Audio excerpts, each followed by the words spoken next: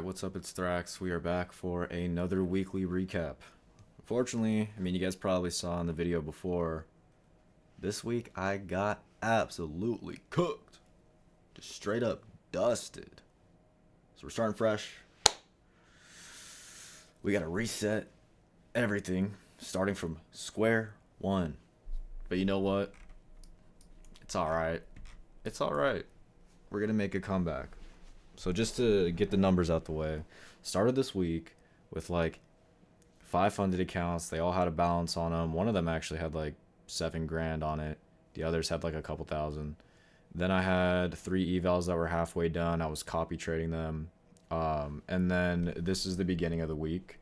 This week we have been having very large overnight ranges, which is then causing a little bit of whiplash in New York. Now we still have high volatility, so ATR and 5-minute candles at New York Open are still around like 60 points, 50 points. Makes it a little tough for me to trade. Still got it, so I have to size down. So we blew all of those accounts. I had to buy new accounts. Right now I passed a Lucid account. I passed a Express account with Top Step, so we have 2 fundeds. I'm gonna have to buy some more. I did blow a couple evals. So I bought maybe 5 evals, passed 2 of them, blew 3 of them. One of the reasons why I blew the Lucid accounts, the other ones, is because I accidentally hedged, and I swear it was an accident.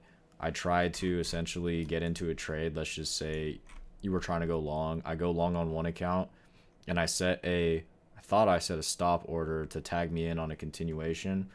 It actually ended up being a limit order. So it immediately basically went in the opposite direction for about 5 to 10 seconds. I hedged, and they immediately took away all the profits from that. Kind of put me on tilt, and I ended up blowing those accounts. So we got 2 funded accounts now. Just so that you can actually see what it's looking like, is we just started it on Thursday. So Monday was an okay day. Tuesday lost like basically majority of my accounts, and then yesterday I blew $7,000 on my Express account. I was supposed to pull a payout for like $3,500 yesterday. On Wednesday we got just like cooked. It's okay. So right now we're about $600 in on fees for accounts, a little bit over 600, and no payouts. So we gotta lock in. We gotta lock in on this account. We gotta lock in on that Lucid account that we got. Next week I'm gonna be focusing a lot on evaluations. It was a really rough week for me. I haven't had that type of behavior happen, like I said in that last video, in a long time. So my main focus right now, when I'm rebuilding and I'm back in this build mode, is just to make sure that I don't let it get out of hand, because it's very easy for somebody to essentially lose all their accounts, try and rush back to where they were at. It ends up causing a downward spiral, and you end up tilting and blowing a bunch of evaluations, and then it just compounds and compounds and compounds, and it gets worse. So we're going to avoid that. This week in general was tough for me for a couple reasons. There are times where my strategy tells me I should not trade. It won't work. It won't work out, and I know it won't work out. And that's usually in compression or consolidation or chop, something like this, or something like this, or this, or this, or this. These types of things, these areas are the areas where I just get absolutely wrecked. And so what did I do this week? Well, I was trading that shit. I was getting wrecked, honestly. And the reason why is because large move happened overnight. It's hard for me to structure my trade ideas when we have these very large overnight moves, because what do I typically want to see? Well, I typically want to see what we were seeing last week. Smaller range, large range. Smaller range, large range. Smaller, smaller, large, smaller, smaller, large. See the pattern here? I like to trade this. Now, what do we see happening this week? These overnight moves are huge. They're not small. They're huge, causing all of these daily candles to be pretty close to 500 points. And this is a daily time frame.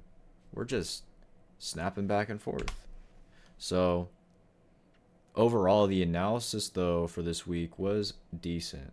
It was decent in the sense of when I was saying my daily outlooks on what I wanted to see, the levels I wanted to hold, certain things like that. But who cares about analysis when you can't execute on it, because we don't get paid from analysis, we get paid from execution. So yeah, I mean, it's a quick one because I think I went over a lot of the stuff in that last video titled like I blew all my accounts or whatever.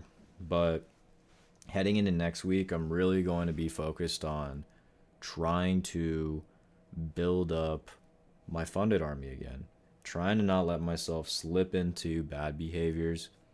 And I'm essentially starting in a hole now this month, which hasn't happened to me in a long time, so I got to be careful about it. But we're going to do it. We're not going to let those 2 bad days compound mentally.